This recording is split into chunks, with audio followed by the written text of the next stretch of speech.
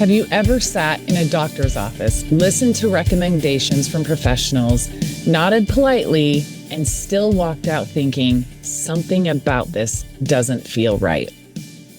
As caregivers, we're constantly being told what we should do, what medications to try, treatments to stop, the care that's best, and what quality of life means.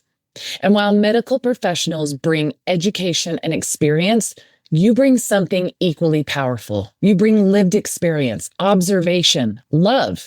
You bring intuition, the day-to-day reality that no chart could ever capture.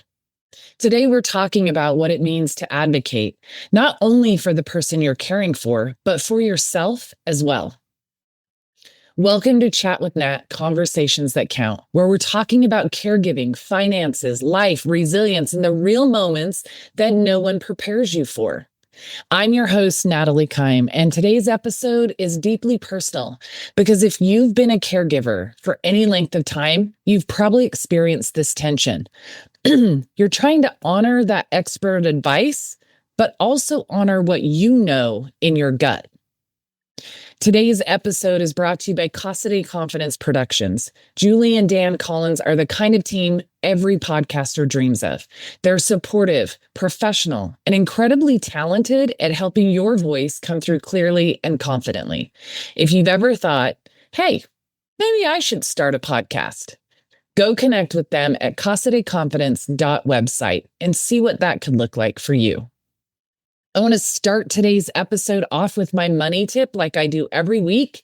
Y'all, advocacy without documentation becomes emotionally exhausting. Make sure that you're keeping records.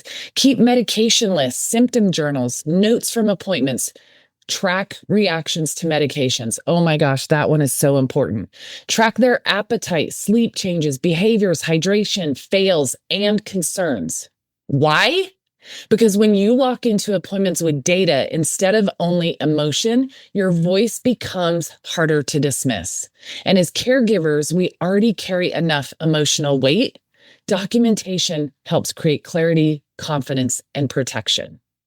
Why is this considered a money tip? Because there is so much value, #money, in your knowledge, in the documentation that you can keep from what you see every single day, and the way that that value transitions into care, into recommendations from medical professionals, from support staff, and so forth is vitally important. It can make all the difference in the world, just like actually being financially prepared can do.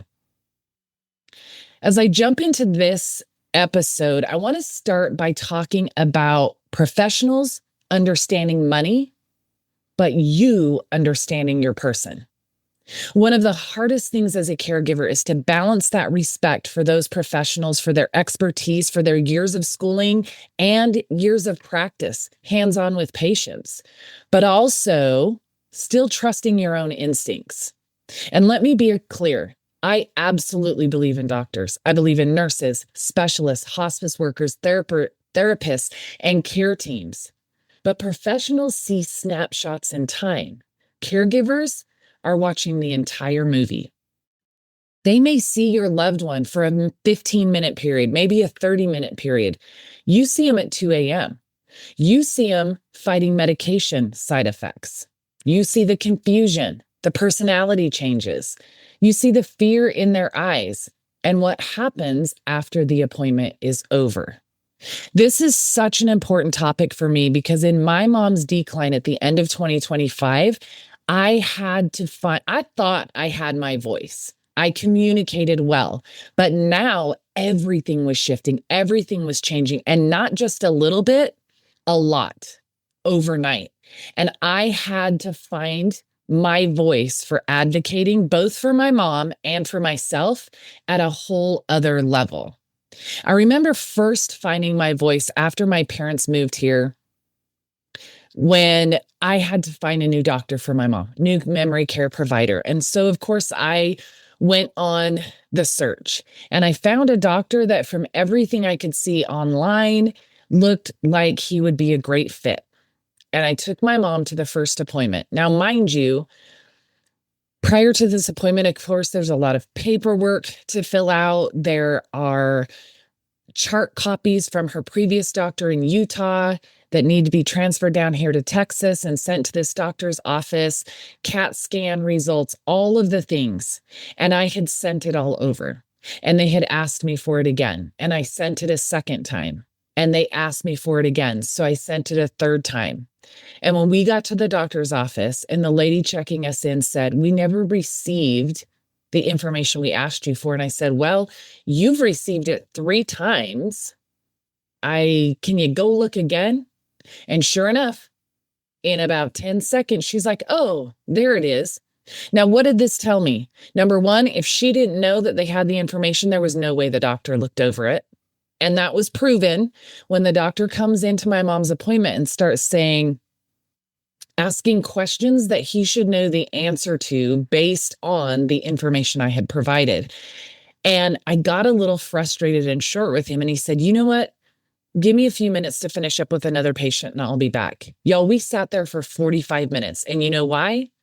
I have no doubt he was in his office reviewing our information and then had the gall to come in and tell me my mom didn't have vascular dementia. My mom was depressed and needed antidepressants and wrote us a prescription. I walked out of that office and the lady said, "Would you like to schedule your next appointment?" I said, "Absolutely not." In a full waiting room, I said, "Absolutely not. I will never bring my mom back here." That doctor was so unprepared and contradicted years of doctor's records and my personal observance of where she's at. That's what I'm talking about. That's when I first used my voice. Eventually, we found a great provider that we're still with, and I'm so grateful for that. But again, at the end of 2025, it was a completely different shift I had to make. That was just the ongoing PCP care for my mom, not talking about hospitalizations, recommendations for what I should be doing next, and people telling me what was best for my mom. The truth is, there is a difference between clinical knowledge and lived experience. Caregivers are going to notice changes before providers will. Oftentimes, we can feel intimidated in medical settings. You're sitting in front of a doctor, for goodness sakes, right? Or a very experienced nurse or whatever it is. But it is so important to learn how to speak up respectfully as much as possible, but also firmly. Understanding for yourself that asking questions is not being difficult. And anybody that makes you feel like it is, in my opinion, is not a place that you should go back to. You should have providers for your loved one you're caring for that want to know all the details, that actually sit back and take it all into consideration, that will actually have conversations with you like, what do you see the next step as? And then partner with you to try and help that next step be as much of a success as possible. My mom's first hospital visit in December, I had doctors telling me she should go into a nursing home. Now, that is something my brother and I discussed with my parents when my mom was first diagnosed. And my parents' wishes were to never go into a nursing home, ever. My mom's mom had had a massive stroke later in life and had been in a nursing home for, I think, 6 years until she passed. And my mom was just terrified. Now, of course, this was decades ago, but my mom still remembered what it looked like, what it smelled like. And she was terrified of that. And my brother and I promised my mom and dad that we would keep them at home, meaning their home or one of our homes, and take care of them for as long as possible, but that we could not guarantee they would never have to go in a facility. What we promised is that they would never go into one unless it was a last resort.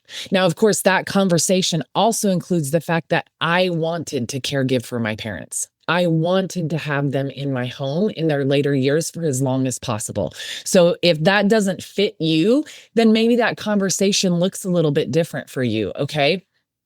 But as my mom was declining, hospitalized, they're telling me, you need to go to her nursing home so that we can release her to a care facility. You need, and I sat with that for like 24, probably not even 24 hours, maybe 12 hours from the end of one day till getting back to the hospital the next day and the doctor coming in. I said, we're absolutely not doing that. I'm not even entertaining that. So then the next recommendation was to get caregiving support at home. And so I sat with a company that this social worker from the hospital recommended. They came and met me at the hospital. We went into a separate area and had a conversation. And they're telling me all these things that sound great. And then at the end, they tell me the cost. Now, mind you, the cost for a live-in care facility in my area would be about $8,000 to $10,000 a month. Now, when I was on the phone with this gentleman, he was telling me it was about half the cost of that. When I sat down with him the next day for just 16 hours of support care a day, it was going to be $20,000 a month. So when he said half of that, the 10,000, he was talking per week, $5,000 per week. And here's the thing, they're going to be here at night when we're all sleeping. They're going to be sitting in rooms with my mom that I'm already in, doing tasks that I do very well. And I have the time, availability, and desire to do myself. So I walked out of that appointment feeling really overwhelmed and frustrated. And I had a conversation with my brother, and he said to me, are you done? Are you done doing all the things? Are you done caregiving? And by the way, sis, it's okay if you are. And I said, no, I'm not done. And he said, okay, then tell them no. And so that conversation with my brother, the frustration of feeling like, who are these people? Yes, they're experts in what they do, but who are they to tell me what's best for my mom? Who are they to tell me what I'm capable of handling? Now, I did realize there were some big shifts in what care looked like that were sitting on the table. Absolutely. But I know myself best, and I knew my mom better than any of them, better than all of them combined. And so I got on the phone with a caregiver friend of mine, and I had this conversation, and she reminded me that I know my mom best. And so with the support of what my brother had said, that reminder from a caregiving friend of mine, I stepped into all those conversations standing in my power on why I didn't need it. Not that I owed them an explanation, but why I didn't need to jump from where we were to that after my mom's first hospitalization. And I have continued to hold my voice and hold that place with respect for others, those professionals, but also in strength and power for what's best for me and for my mom. I already talked to you about that instance when my parents first moved here and we were looking for a provider and felt like this doctor has no clue what he's even looking at. Like literally trying to challenge the diagnosis my mom had and had been treated for about 3 years at that point. It is important for you to feel okay in pushing back. You can push back, stand your ground, speak with power and authority, and still be respectful. It's important that the people you're partnering with for your loved one's care also have a healthy respect for you and the lived experience you're bringing to the table. That they're willing to talk to you about shifts in medication and struggles you're seeing at home, managing behaviors, how best to feed your person, change your person, all of the things, depending on what stage of caregiving you're at and the abilities of your loved one. So how do you get there? Do your own research. Do your own research, but don't completely spiral into it because there is so much out there. You're going to see every opinion on the planet when you do research. I approach it that when I research, I stop after I read something and I think, how does this feel? How does this fit into our situation? And what is my gut and my heart telling me about moving forward? Sometimes I would start reading something and I'm like, this doesn't even feel good at all. So I don't even waste my time finishing reading it. But I have gotten to a point where I respectfully and gratefully receive all the recommendations, all the advice, all of the everything from the specialists of in any area that work with my mom. I want all the information they have to give me. And they know that I'm going to receive that information. I'm going to sit with it. I'm going to research areas I have questions on. I'm going to come back with questions. And then I'm going to decide the direction we're going to go with expectation that they meet us there. We are blessed that those we have in place do exactly that. But it is a process to get there. And you got to give yourself permission to stand on your own 2 feet when something doesn't feel good. Don't just blindly accept everything without understanding it. And on the other side, Google can have you convinced, or ChatGPT or wherever else you go for information, that your loved one has 83 terminal conditions in a 30-minute period of time. So make sure you're using reputable sources. You're cross-referencing information. Make sure you ask for clarification instead of pretending to understand. Oh my gosh. This is so important when you're at doctor's appointments or working with specialists for your loved one. Like for us, we have home health care coming in. I'm not going to just nod and pretend I understand if I don't. I'm going to ask for clarification. I'm going to ask for more information. Why? Because when they leave, I have to step into whatever the thing there is that it is that they're talking to me about. If I don't understand how to do something, why to do something, or when to do something, my mom's care is not going to be what she deserves to have. It's important that you understand the why behind recommendations they're making. Understand risks versus benefits.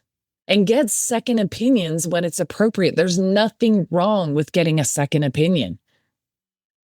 I don't know why you wouldn't. Just to feel more confident about the direction you're moving. And there's so much guilt in the process of caregiving. There's so much overwhelm. Getting a second opinion so you have clarification or more information can lift some of that guilt, frustration, or overwhelm.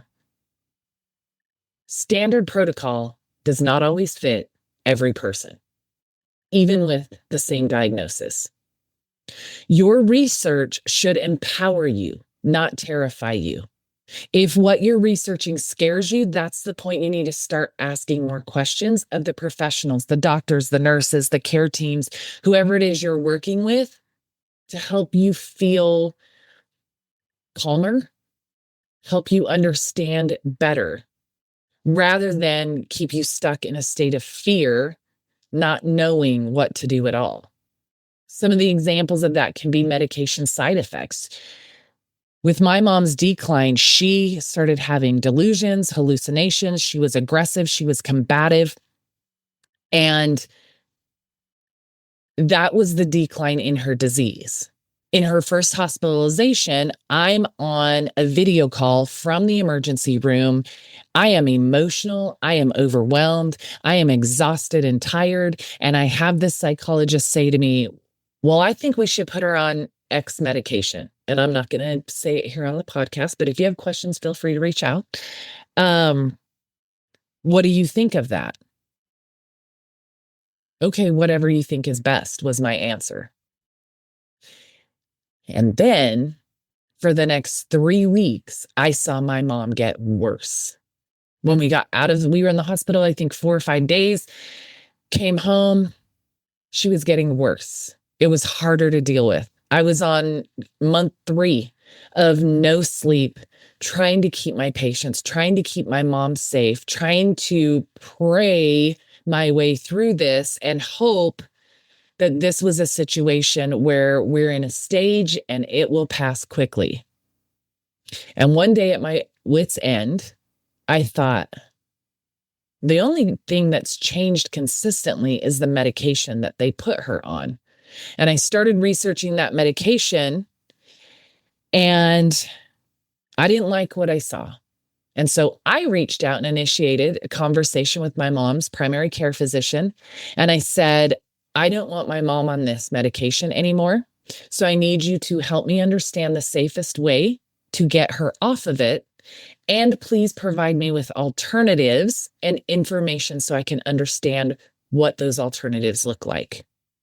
We had multiple conversations about it. I did research, and then we started dosing my mom down. The third day into dosing my mom down, she ended up back in the hospital. This time we were there for, I think, 4 days, maybe 5 again. And my mom had fallen, which is the reason for the second hospitalization. Because when she fell, she hit her head. She had a black eye. She had a goose egg. They'd done CAT scans. And this time, it wasn't behavior related. It was injury related. And so neurology came in. And when I was talking to the neurologist, this was the first time we'd met with them. He was wonderful. He was asking for all the background information. I told him we were dosing her off this certain medication. And he said, who put her on that? And I said, the psychology department. And he said, where? And I said, here. He said, at this hospital. And I said, yeah. And he said that a memory care patient should absolutely never be on that medication. I would have never, ever prescribed that for your mom. And I said, well, we're weaning her off. And he said, she's in a controlled environment. She's done with it. And this is the replacement I'm putting in place. And because I'd done all the research and understood all the things, when he said the medication, first of all, it was the same one my doctor said we were going to put her on once we dosed her off of the other one. So I felt like, okay, doctors are in line here. I already knew all of the things and understood the things he was explaining to me about the new medication, and we instantly made that change. We also put her on an antidepressant that helps regulate mood, so we don't have those significant swings back and forth. And then she was already on a medication, a different antidepressant that helped her to sleep at night and helped improve her appetite, because eating was something that we were having issues with. At the end of the day, I was better prepared for that conversation with the neurologist because of the steps I had taken when 5 weeks earlier, I didn't know what to say. When they recommended something, I just said, okay, let's do it. I didn't ask any questions. I was not in the frame of mind to even think about any of that at the time. And so that's very important as well. When somebody's coming at you with information and you're not in a place where you feel like you can digest it all, ask them to send you more information about it, so that you can sit down, you can relax, you can take a nap if you need to, whatever. And then you can look at the information and ask questions about it to be sure that if you say yes to something, it's something you understand, especially side effects. Those can be so significant. If they want to sedate your loved one, that's a big deal.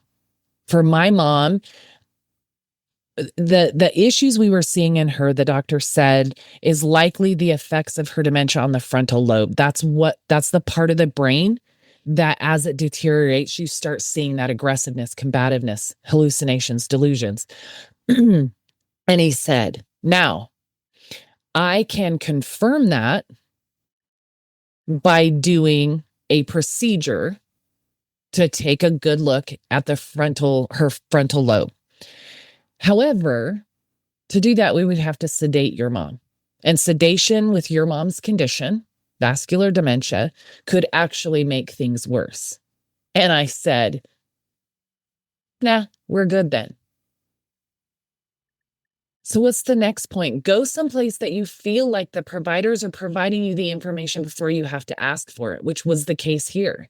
And I said, why? Number one, why would we do a procedure? Granted, her insurance is going to cover it, but why? Why would we do probably tens of thousands of dollars procedure to get a look when we already know from what's happening that that's what's going on? I don't need you to do that to confirm it. I don't need my mom to be sedated. Okay. Hydration and nutrition decisions. I do a lot of things and adjust a lot of things from what I've learned from people, from the speech therapist at Home Health actually does all of that food coaching and things. And I had employed a lot of things she had recommended after my mom's first hospitalization. Well, a couple of weeks ago, my mom was really struggling with eating again. Yes, I presume she had a UTI. We got her on an antibiotic, and pretty sure I was right, because everything about her shifted within a couple of days. But also, I asked to have the speech therapist come back so we could go over some of the adjustments I'd been making, some of the areas we'd been struggling with, so that if we continue to struggle or start to struggle again, if we're able to put things to bed with the infection and treating that, but we start to have the issue as she continues to decline again, I know the things to do. And I took a few notes. After she left, I ordered 3 things she recommended to start utilizing with my mom to make it easier. Mobility equipment. Y'all, don't wait. If you're noticing mobility issues with your person, ask questions about that right away. The best thing I did was I was quick to act when it came to mobility support, which made my life easier and made things more comfortable for my mom. Hospice decisions, long-term care options, all of it, y'all. All of those conversations are game changers for you and your person. So if you don't understand them, ask people to slow down and help you get where you need to be so that you can make a decision you truly feel is best. All right, next, are you allowed to ask questions? Absolutely, you're allowed to ask questions. I think a lot of caregivers fear being labeled emotional, difficult, or non-compliant. You can call me whatever you want. I am as respectful as I can be. And if you push back or don't answer my questions, then I'm going to be a little more direct and if necessary. But asking questions is not being disrespectful. It's responsible. And I think they expect those professionals, the doctors, the nurses, the hospitals, the whatever, they expect you to ask questions. And even if you get pushback when you ask a question, again, maybe make sure that you're going someplace you feel like you have the support you need as a caregiver, because that is vital. But also, why in the world would I just take what somebody tells me to do for my mom with no understanding whatsoever? You're a human being battling along someone that you love against a diagnosis that you don't have a medical degree for. So of course you should be asking questions. Of course you should be. And I don't care if they think I'm difficult. I care that my mom's well taken care of. I care that I understand how something works, what possibly could happen, so that if it does, I can act immediately. And the impact on my mom is as minimal as possible. So, what are some of the questions you should feel comfortable asking? What are the benefits of this recommendation? What are the risks? What happens if we don't do this? Is there another option? What side effects should we be watching for? Is this going to improve quality of life or just extending procedures?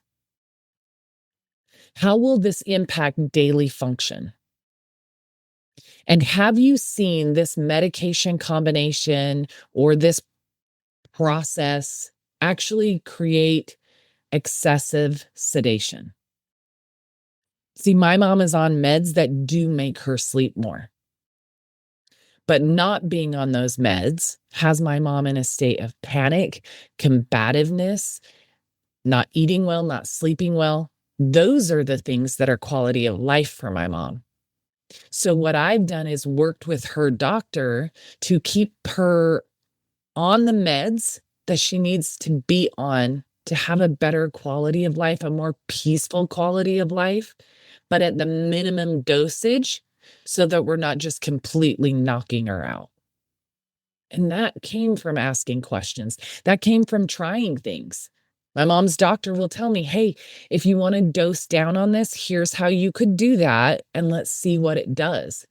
Because she agrees having the least amount of medications in my mom is best, but also having the right ones in place to keep my mom comfortable.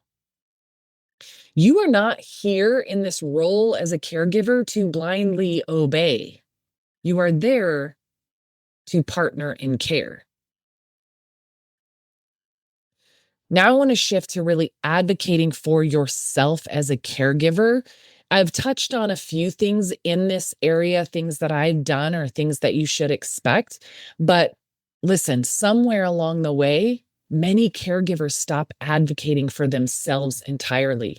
We get lost in caregiving. We're so focused on getting everything right for our person that we start to ignore what's important for us, so that we who are with our person most are showing up as our best selves. We start to ignore the fact that we're exhausted. We feel guilty if we rest. We push through the burnout that we're feeling. We completely lose our identities. Carrying emotional pressure from families' opinions, that can be a big one. I am blessed to not have to face that one, but I hear stories almost daily of people who do. And the emotional pressure from a post they put in a caregiving group carries through. I can feel the weight of what they're facing. And then feeling judged no matter what decision you make. Everybody in my circle knows, look, I want all the recommendations. If you've been a caregiver before and you're a friend of mine or an acquaintance of mine or somehow come along my podcast or my social media and you want to make a recommendation of something you did when facing a similar situation, thank you. I will take it into consideration.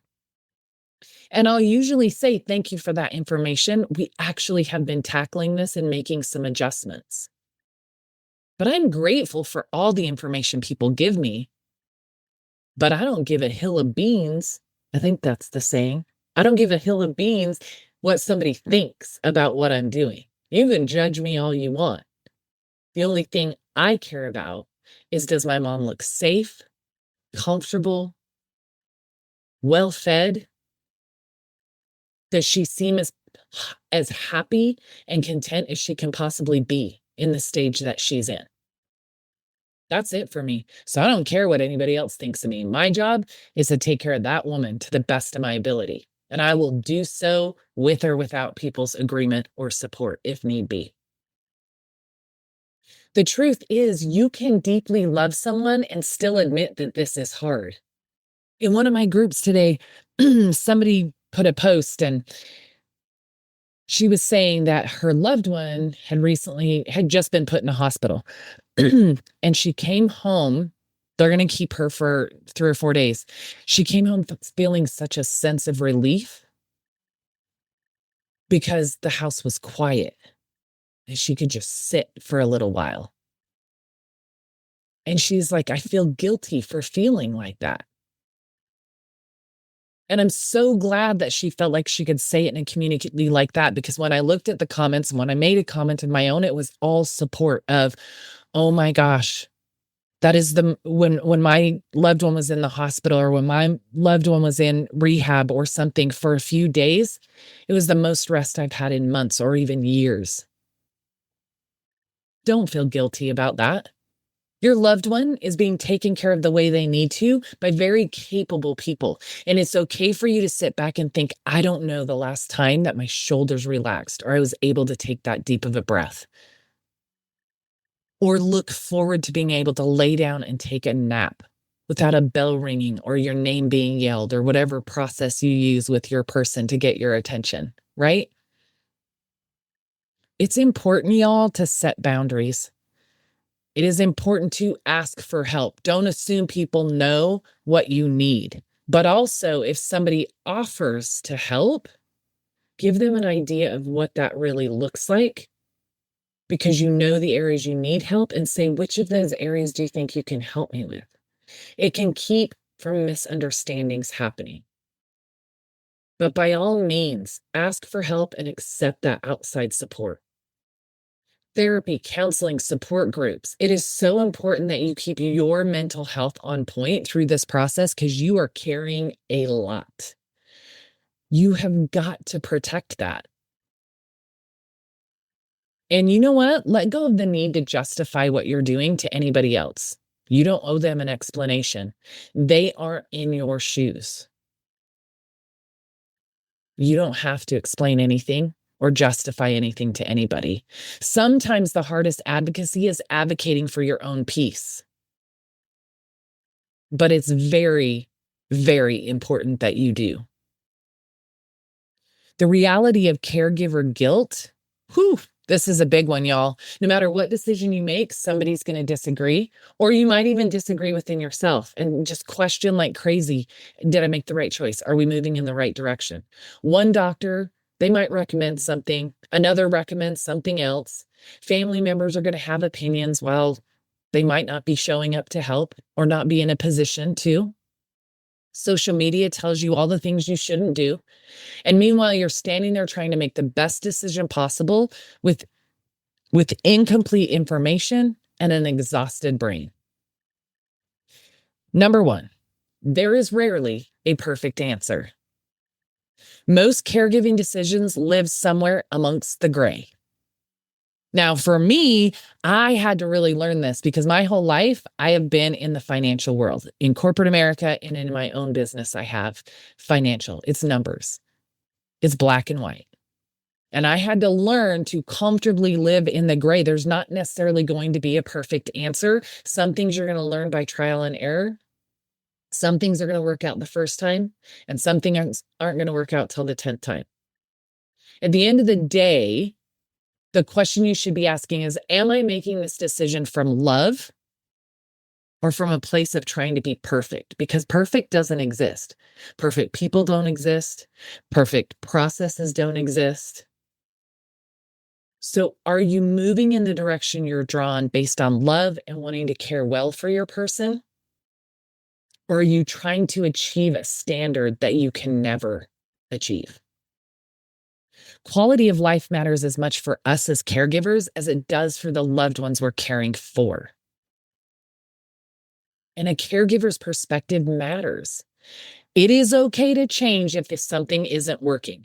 Even if you're like, this is the direction I'm going to go, and people are like, I don't know about that, whatever, and it doesn't work out. And the next step is doing what everybody told you to do before. And that one does work out. Okay, trial and error.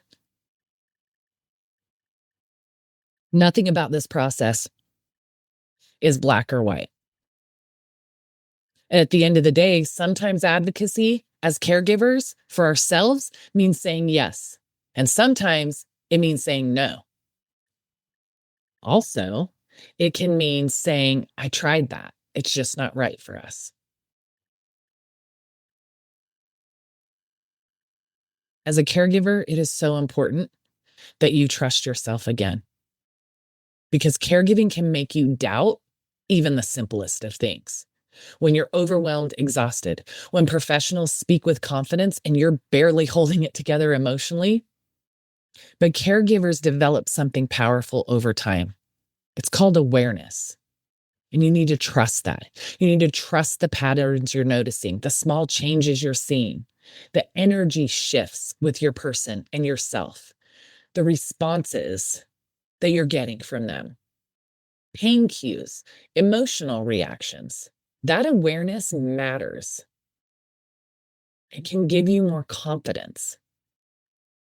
But you've got to trust yourself to move in a direction and give yourself permission to shift if that direction isn't quite doing what you thought it would do. Doesn't mean you failed. It means that one didn't work. Move on to the next.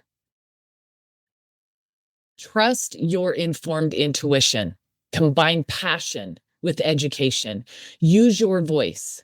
And remember, you know your loved one deeply.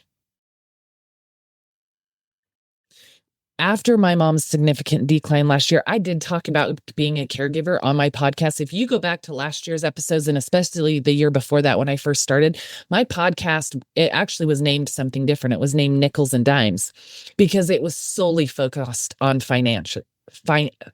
Oh my goodness. It was solely focused on personal finance because that's my business. I'm a wealth strategist. I educate people about money. I show them what's possible. I cheer them on for what they're already doing. I help them reset and refocus where they need to. But now I'm a caregiver at a different level. And the people I followed who use their voice to share bravely their stories, because I have seen comments on social media where people are like, why would you post that picture of your loved one? You're humiliating them. You're embarrassing them. How could you do that? I don't show pictures of my mom and what's going on with her to humiliate her. I show them because I know there's a caregiver out there just like me, who's trying to get through the moment in front of them. And the people I followed and their willingness to share their story unafraid, uncurated, helped me navigate some of the most difficult times that I've been through as a caregiver. And I realized that not everybody follows those people. And if I don't share my story, and if I don't show that video or that picture or talk about the difficulty or the win or whatever it is that's going on, somebody out there begging for support might not get it. And that's a lot of where that I don't care what you think of me, go ahead and judge me. It doesn't faze me, comes from. Is because I had a realization that the people I followed who were willing to open the blinds, give me a peek at their caregiving life, saved me in some situations. And if one story I tell, one podcast I record does that for somebody else, it's worth it. And I believe my mom would want that. Advocacy is not fighting for everyone in the room. Sometimes it's just simply refusing to abandon your own discernment. My hot take for this week is this. Caregivers are some of the strongest advocates in the world, but also some of the most dismissed. People love to tell caregivers what they would do until they're the ones sitting beside the hospital bed making impossible decisions. And here's what I want you to hear today. You do not have to surrender your voice just because someone has credentials. Respect that expertise. Ask those questions. Learn, research, listen. But also, remember, you are the expert on your person's daily life, and your voice matters too. If no one has told you this today, you're doing an incredible job. Not a perfect job, not an easy job, but a deeply loving job. And every time you ask another question, seek another answer, speak up one more time, or trust your instincts enough to advocate, you are showing love in action. I want to thank you guys for being with me another week. I'm so grateful for those of you who listen and support my mission to share this information. So if this episode resonated with you, please share it with another caregiver who needs the reminder that their voice matters too. And if you haven't already, follow me on Instagram under Natalie Kime and come back and listen to more episodes of Chat with Nat, Conversations That Count. I'll see y'all again next week.